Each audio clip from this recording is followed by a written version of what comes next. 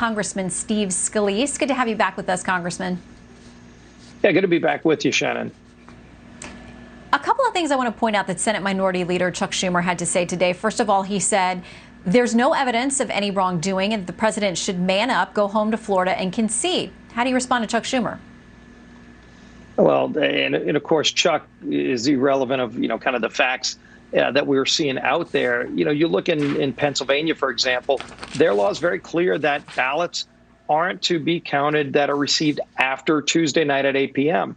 And yet there is a large number of ballots that were received after 8 p.m. on Tuesday. In fact, the Supreme Court just last night issued another edict to the Secretary of State to make sure to keep those separate because there's very serious questions about that.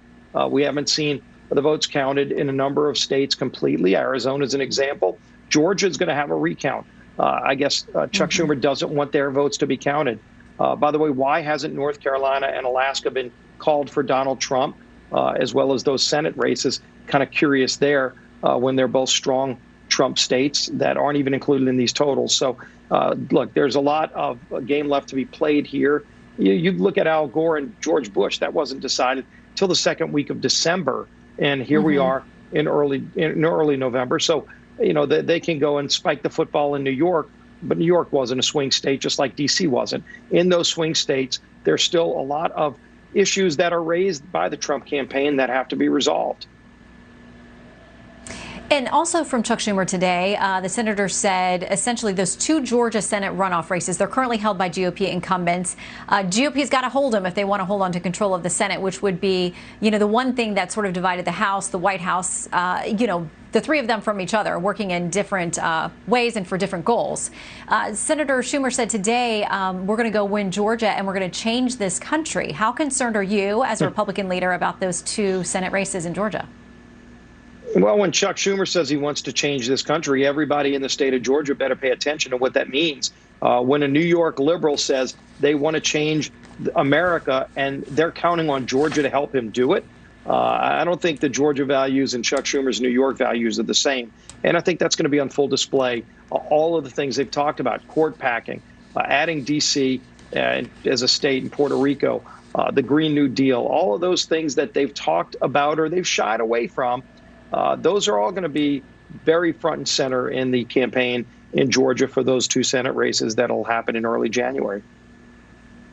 It feels like there's going to be a lot of money pouring in from out of state from both sides because everything is at stake in the Senate with those two races. Do you anticipate the president would go down there and hold rallies or be there to advocate and campaign on behalf of Senators Loeffler and Perdue? I wouldn't be surprised if President Trump went down there, and he's got still tremendous energy and support. When you see him go to the rallies just in those last few weeks, the energy on the ground, and I went to a lot of those swing states, was off the charts for President Trump. People were excited to see him.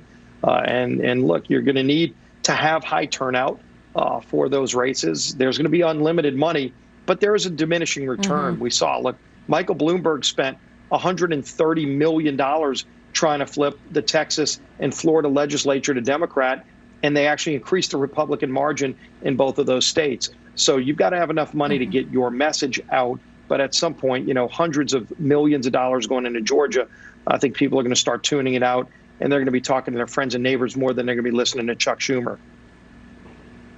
Well, and you mentioned a couple of things about the states. Very important. Good news for the GOP in that you all picked some seats up in the House. I see former Congressman Darrell Issa is headed back, having been declared the winner tonight in his race. And a number of state legislatures were also held or increased or flipped to Republicans. So you guys have some news there to work with in the coming year. We'll see you back here in Washington, Congressman.